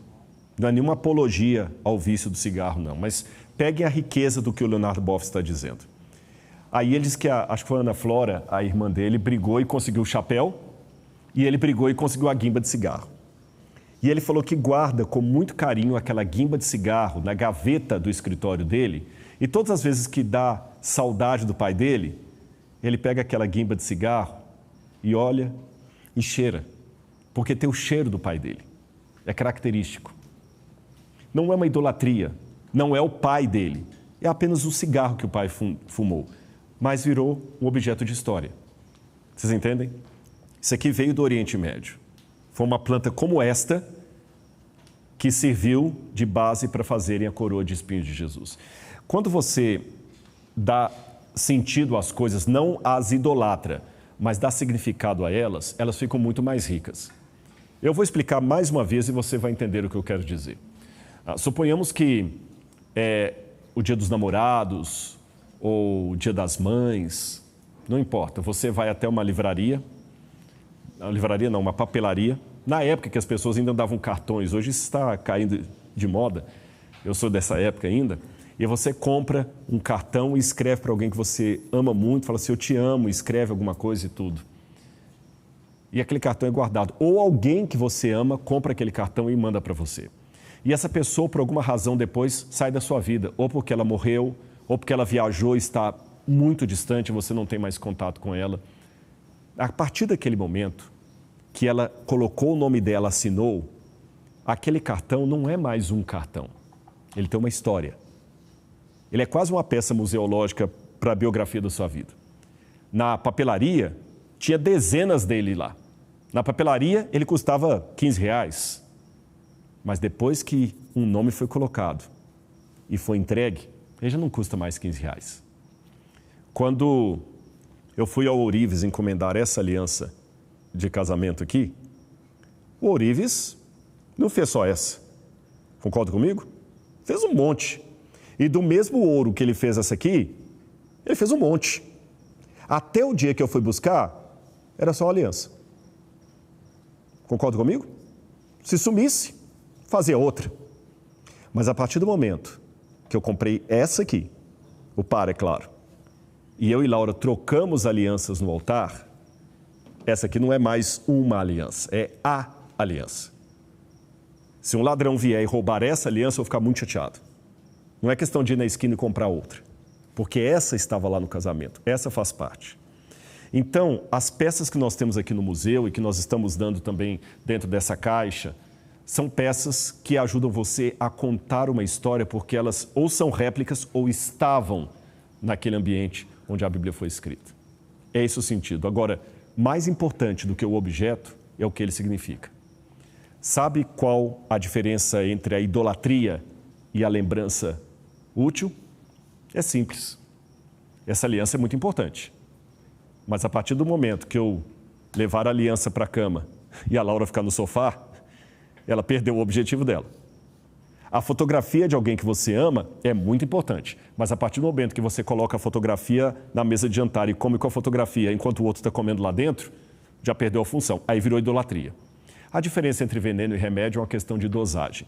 E eu sei que você terá bom senso em usar esses elementos de uma maneira sábia, não idólatra, mas com muito respeito, porque isso aqui conta uma história de amor de um ser inocente, que na cruz podia ter desistido, mas ele pensou em você. Né? Acho que a gente tem uma pergunta agora da plateia, não é?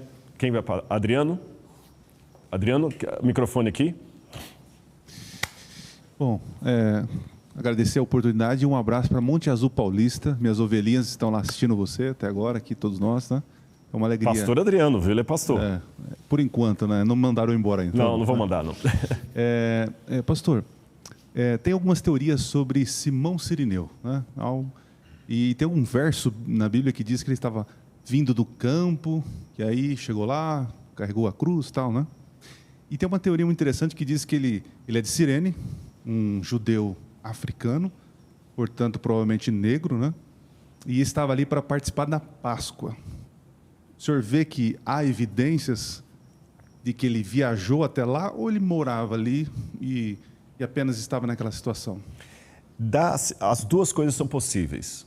O fato de falar que ele vinha do campo dá a entender que ele podia estar vindo viajando e não necessariamente trabalhando num campo, mesmo porque na época da Páscoa ninguém trabalhava. Então não é alguém que estava lá, passou e vai ali. Essa pode ser uma expressão idiomática da procedência dele. E sim, existe a possibilidade dele ser africano. Inclusive, eu não sei se você sabe, nós vamos falar daqui a pouquinho sobre os ossários, ou ossuários. Vou falar do ossuário de Caifás. Encontraram um ossuário que tem o nome de Alexandre, filho de Simão de Cirene, escrito em hebraico. Então, esse Alexandre parece que era um dos filhos dele, que depois vai se tornar, inclusive, colaborador, cooperador com o apóstolo Paulo. Isso, que a mãe de Rufo era considerado mãe também de Paulo. Exatamente. Né? Então, são peças assim de quebra-cabeça que não estão completas. Mas provavelmente ele era de origem africana, sim. não vou bater o martelo se ele era de Jerusalém ou se ele vivia nos arredores de Jerusalém ou se era peregrino. A segunda é mais provável, porque ele estava ali passando, né, e vendo aquela situação e o constrangeram a carregar a cruz. Ele se converteu ao cristianismo provavelmente, porque os filhos dele depois vão estar trabalhando com Paulo ali. E nós temos essa peça arqueológica de um dos filhos dele lá. Perdão, tem mais um detalhe importante que eu esqueci. Esse achado arqueológico do ossuário foi na cidade de Jerusalém. E temos outros indícios que era da família de Cirene. Então, tudo leva a crer que eles já estavam morando em Jerusalém porque foram sepultados ali. Você entendeu? Então, isso aumenta a possibilidade. Eu vi um comentário bíblico, né? Eu tinha esquecido desse detalhe aqui. O rapaz falando que por ele estar ali e por ser negro e olhando que nenhum judeu ia colocar a mão na cruz e pensando que ele poderia ser um estrangeiro, então foi por onde o soldado falou assim, então carregue. Faz sentido? Pode ser. Não temos uma base assim forte para afirmar, mas como possibilidade, por que não? Só devemos tomar cuidado com uma coisa. Não havia, naquele tempo, uma discriminação racial pela cor da pele. É lógico, temos casos como o de Miriam, que criticou a mulher de Moisés, Zípora, pela cor da pele dela. Temos o caso também de Cantares, onde a sunamita, ou a autora ali daquele momento ali, que ela fala, eles estão debochando por causa da minha pele. Tem realmente esses indícios, mas o que a gente estuda, grosso modo, não era a cor da pessoa que a tornava escrava. Brancos também eram escravizados. Era uma questão mais de guerra ou de dívida, não era cor de pele. A questão de negros serem escravizados por sua cor de pele, isso é uma construção mais do período moderno, do século XVI para cá. A gente não tem indícios disso no passado. Pelo contrário, tudo leva a crer, por exemplo, que os magos que vieram do Oriente, que vieram da Pérsia, eram de tom mais escuros. E que pessoas claras também eram discriminadas. Davi era ruivo. E isso era um motivo de discriminação perante os seus irmãos. Lembra que a Bíblia coloca que ele era um jovem belo, mas era ruivo.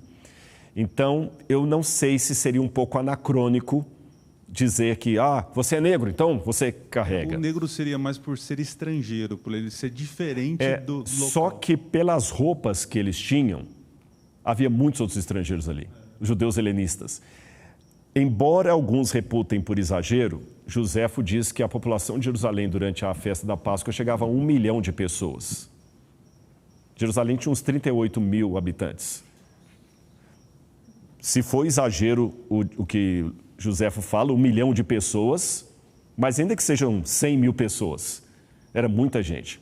E 90% disso eram pessoas que vinham da diáspora, que vinham para a festa religiosa. Então ali havia partos, havia pessoas que vinham da Pérsia, da Grécia, e esses judeus, principalmente os helenistas, eles traziam roupas helenistas consigo. Então havia muitos ali na multidão que não seria um destaque para Simão, você é estrangeiro, que havia muita gente com roupas e indumentários diferentes ali.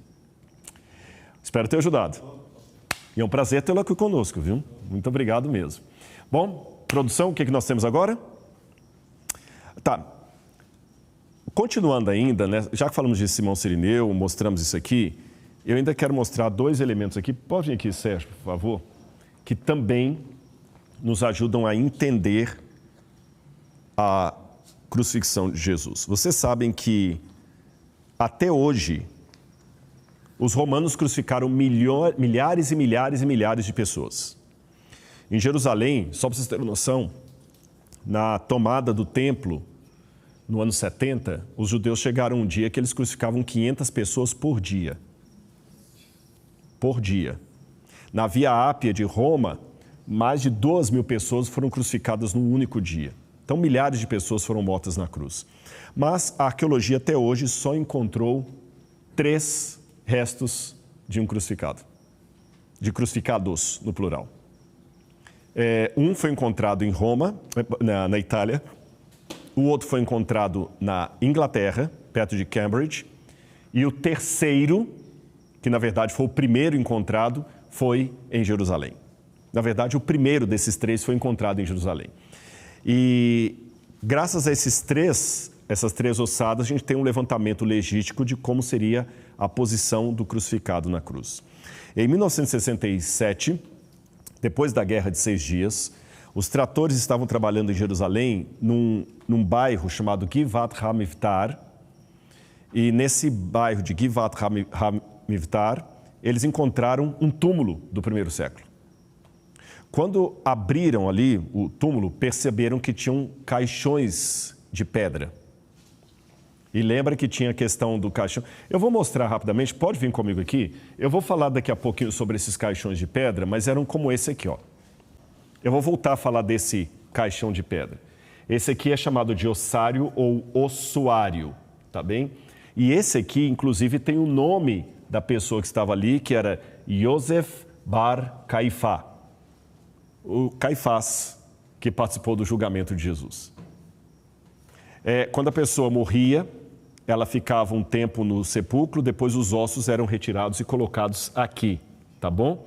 Isso depois eu vou mostrar para vocês mais à frente. E o ossário, como esse que eles encontraram, tinha o nome da pessoa ali, que era Yohanan ben Hagakol. E quando eles abriram o ossário do Yohanan ben Hagakol, eles descobriram isso aqui, ó. Pode me seguir aqui. Os ossos dele, mas chamou a atenção que o osso do calcanhar tinha um prego atravessando o osso, a cartilagem. Tá bem? Está atravessando a cartilagem. Não é uma questão de quebrar o osso, ele apenas fura. Você que está em casa assistindo, qual que é a sua sensação, o seu sentimento, a sua emoção ao ver isso aqui?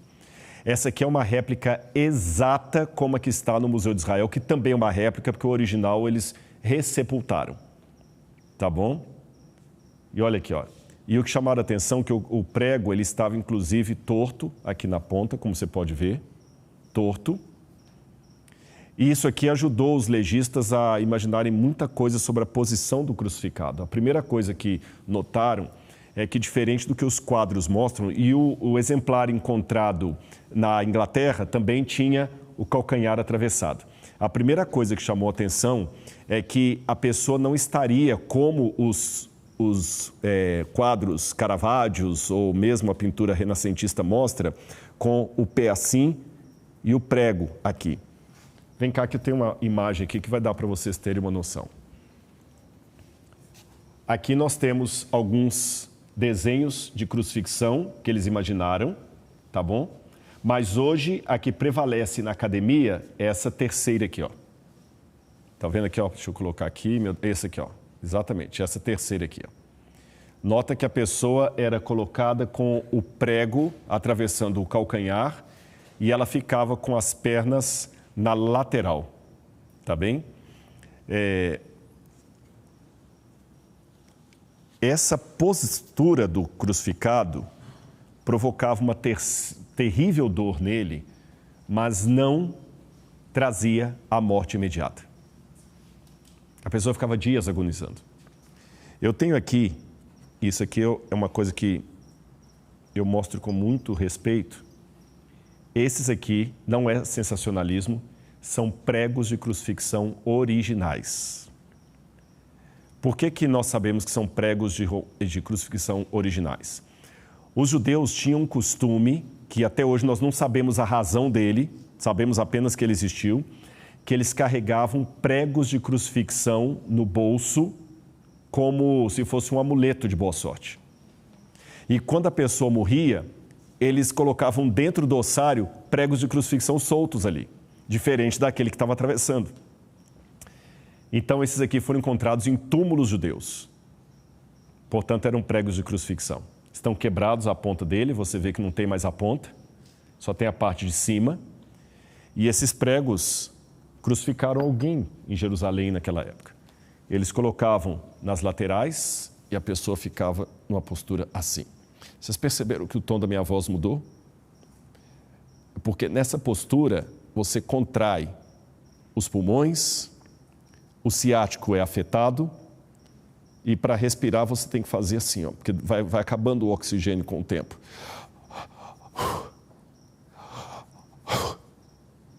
E quando eles queriam apressar a morte de alguém por asfixia, eles praticavam o crurifrágio, que era quebrar as pernas da pessoa para que a pessoa caísse e morresse mais rápido. Eles fizeram isso com os ladrões que estavam ao lado de Jesus, mas não fizeram com Jesus quando perceberam que ele já estava morto. Forte, não é? Para continuar, para não perder o assunto, eu quero falar com vocês agora da continuação disso. Depois eu vou falar de uma aula, agora não. Eu quero mostrar para vocês qual o sentido da morte de Jesus. O que aconteceu. Pode preparar o VT agora, produção? Qual que vai ter agora?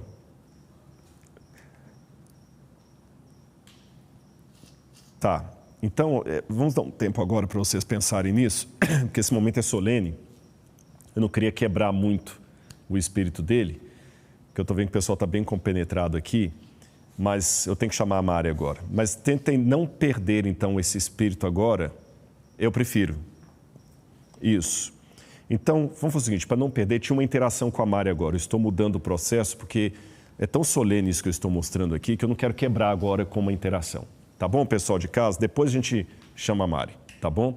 Eu vou chamar agora o VT, onde eu vou mostrar para vocês. A gente gravou de dia, lá no jardim, o túmulo de Cristo, para você entender o que acontece quando o corpo dele é tirado da cruz e levado até lá. Então, principalmente você da internet, não saia. Fica atenta a esse VT, porque esse VT vai ajudar você até na interação que você vai ter com a Mari depois. Lembra que quando eu dou conselhos, adquira a caixa, aproveite agora os primeiros, vale a pena seguir meu conselho. Então, fique atento a isso, mas em atitude de bastante reverência, porque é algo muito profundo que eu quero mostrar para você.